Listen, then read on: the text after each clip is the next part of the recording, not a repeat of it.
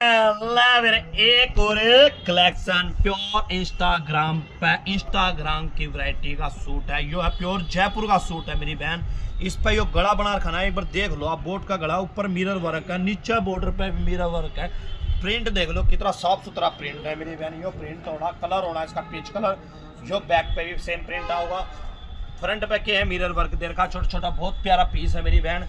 और सलवार की बात करूँ तो प्योर की सलवार होगी, प्योर सैंटून के अंदर इसकी सलवार होनी है। और दुपट्टे की बात करूँ तो जो देख लो दुपट्टा, क्या जबरदस्त दुपट्टा है, वो भी प्योर का फुल साइज पूरा 2.5 मीटर का दुपट्टा होना है। मिरर वर्क के अंदर जयपुरी प्रिंट में। और कलर की बात करूँ तो कलर होने हैं इसके 2 पीस, जितने चाहिए उतने मिल जाएंगे।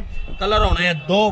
प्योर इंस्टाग्राम का सूट है। अगर प्राइस की बात करूँ मार्केट में 1700-1800 का मिलने लग रहा, अपने पास मात्र 1345 रुपए का ये सूट मिलेगा। 1345 रुपये उमापति टेक्सटाइल पे